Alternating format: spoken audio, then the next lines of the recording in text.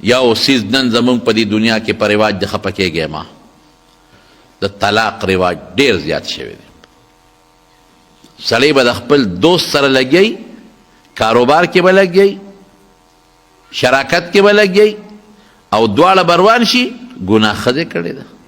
دی به زر وایي که مې دا تا سره کار وکړو په ما دې ښځه داسې، که بیا مې در سره خبرې وکړې په ما دې ښځه داسې، نو بیخ دې وځه، جنجال دې د دوست سره دې زور ښځې لاله.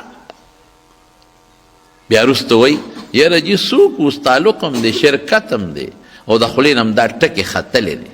اوس څوک مې حکومت مې نه دی چې په د مازدیګر مې والې وي، په د مازدیګر یو څوک چې تا دا سوچ مخکې نه کوو، هسې به دې ویلو چې قسم دې که دا کار به وکړه دا کفاره به دې ورکړې وه.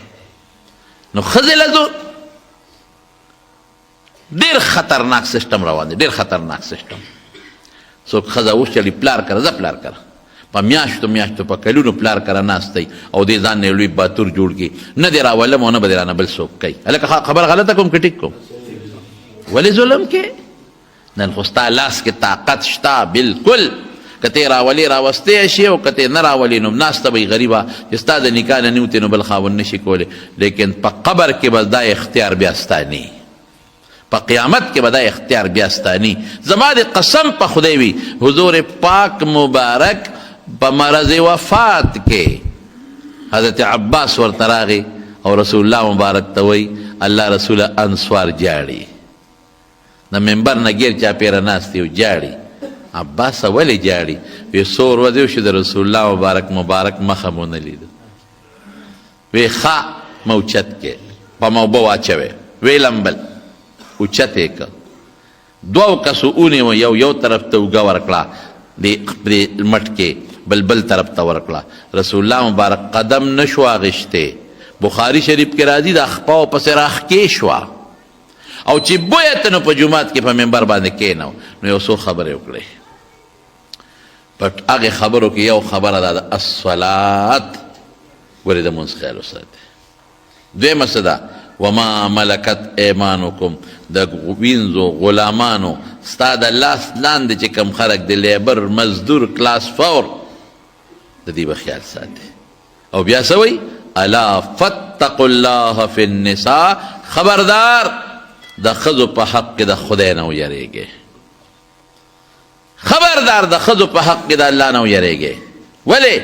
فانهن عوان فی ایدیکم، دا ستاسو په لاسونو کې قیدیانې دي، خیر ورته ورسوئ، شر ورته مه رسوئ.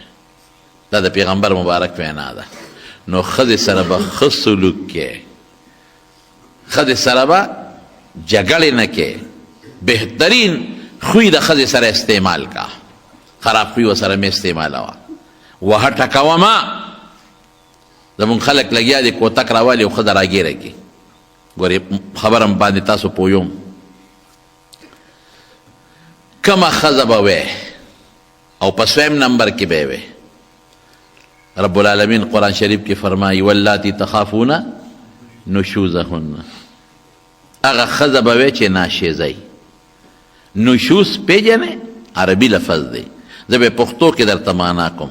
علما دوه معنی کوي، یو هغه ښځه چې فاحشی بل چا سره تعلقات ساتي، داسې ښځه دا والی شي. دویم د نشوز څه معنا ده؟ د نشوز دویمه معنا دا ده چې خاوند ته رانیغېږي.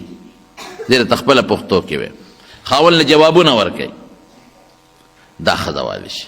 که مالګه ترې زیاته شوه وهلې منه دي، که غوړي ترې توی شو والې منه دي، که چایو کې چینی زیات شو والې منه دي. انسان دی، ستا نه غلطي نه کېږي، د هغې د غریبۍ نه مه شوه که نه، خو دا کور خو ستا هم دی او د هغې هم دی، په دې به نه وی. که چېرته لستوڼی کمیز په اسری وسوځېد په دې به یې نه وی، په دې دو څیزونو به یې وی. فحش کارونه کوي، خامخا بنده له غصه وردي، په دې خامخا سړي له غیرت وردي. او دویم نمبر چې خاوند ته جواب ورکوي، رابرغېږي ورته، اوم چې وی نو څنګه به وی؟ قرآن شریف وایي لاول فعظوهن، لاول نصیحت ورته وکړه. که په نصیحت کار ونه شو نو بیا وهجروهن فی المضاجع، ملاسته ورته ځان لکه کټ ته جدا کوي، بس زما کټ ته به ته نه رانږدې کېږې، زه به ستا کټ ته نه در نږدې کېږم. رسول الله مبارک فرمایي حدیث کې راځي چې روانه کې نو په کوټه کې دننه به کې کوټه به نه بدلې حجرې ته به ترې نه تښتې حجرې ته به ترې نه تښتې دا بیا شی ګران شي روانه نوره زیاته شي شیطان پکې کار کوي کوټه کې دننه روانه وکنه بیا به بنده جوړ شي معافي به وغواړي او که په دیم کارو نشو نو فضربوهن دریم نمبر کې بیا وال دي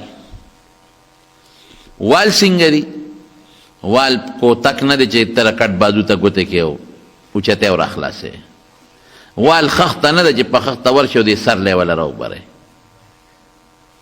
وار کاڼې نه دی چې ته کاڼې اوچت کې او دې مری لیوله راوبرې داسې نه نبی کریم صلی الله علیه وسلم فرمایي اذا ضربتم فاجتنبوا الوجه چې تاسو کلم وال کوئ په مخ به نه کوئ سپیم په مخ وال منه دي خرم په مخ وال منه دي غویم په مخ وال منه دي بچیم په مخ وال منه دي ښځم په مخ وال منه دي دا د ډول ځای دی په دې څاروي هم خفه کېږي ته چې مخ له غزار ورکوې مخ به نه اړئ په مخ به نه وې رسول الله مبارک فرمایي او زمونږ خلک چې خرس شي دا مخ وله ووایي غاښ ته وباسي غوږ وله کوڼ کي پوزه وله ماته کي سترګه وله اکثر خوږ کړنده کي دا ته ډېر لوی جرم دی او که خدای به رانه تپوس کوي د ښځې ډول ولې خرابې نو زمونږ فقهاو لیکلي دي دې د دې قیاس باندې بیا نورې مسلې وباسي چې نبی علیه السلام فرمایي چې په مخ به وال نه کې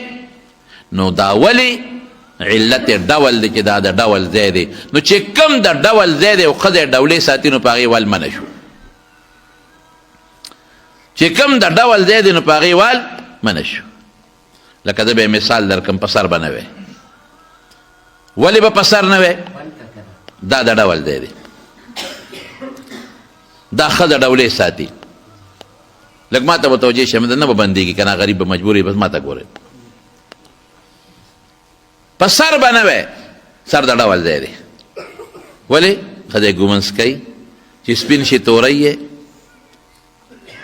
کالي پکې اچوي وله ډول ځای شو په مخ به نه وی اخو حدیث نه ثابته شوه په مری به نه وی دا هم د ډول ځای دی ولې ځکه ښځه په دې مری دلته په جامو کار کوي ډولې ساتي ګلبن ورته اچي په دې سینه به نه وی دا ښځه ډولې ساتي دلته په کمیس باندې ګلکارې کوي په دې لاسونو به نه وی دا د ډول ځای دی ګوره دلته بنګړي اچي په دې ګوتو به نه وی ګوتمې پکې اچوي نکري دې پې پورې کوي لاندې پخپو به نه وی نکري د پې پورې کوي پازیب پکې اچوي نو ما ته طالب چټرولی ګوي په کم ځای وو